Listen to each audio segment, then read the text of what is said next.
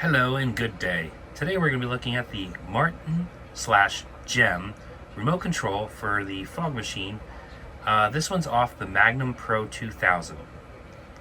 I have one of my remotes. It's an analog remote that the button is broke off of and the button no longer works. There was a workaround. The broken switch works by basically making this connection.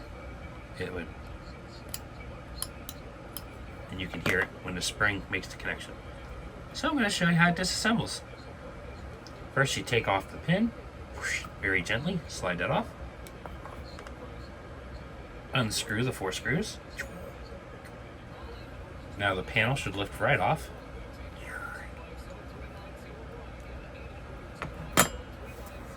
And here we see there's another board on top.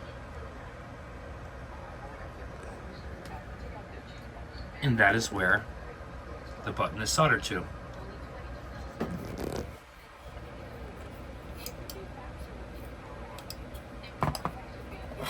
The model number of this is part number 907-60200.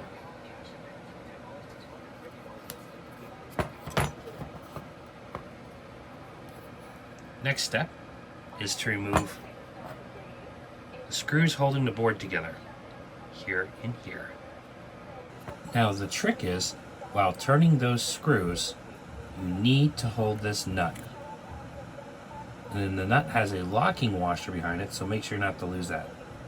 Now, with those nut washers and screws removed, you can lift up on this, and you'll have the 2 spacers. Those keep the board elevated off the frame itself.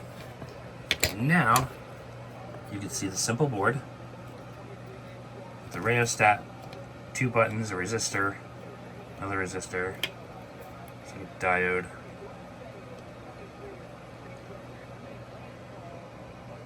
and then the XLR connections, which, if you haven't noticed, basically just run parallel.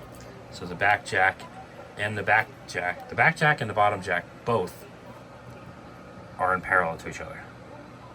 So now to remove this piece, it is a Shadow 0438 button.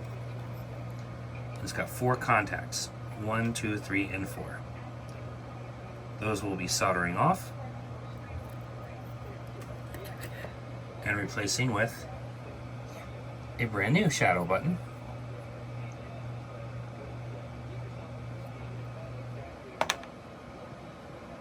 Using good old solder wick, you place this on top, heat it up, and it sucks the solder right off.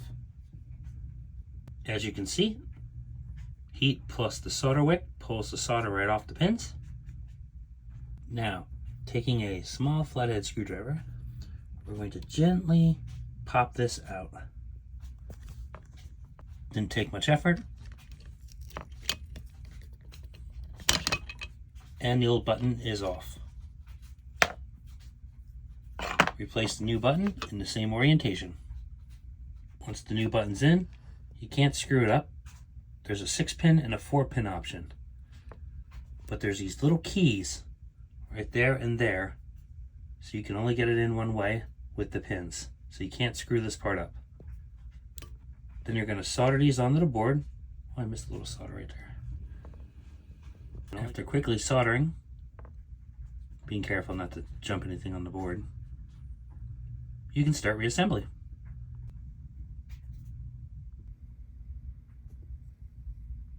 Well, I hope that helped you with your problem.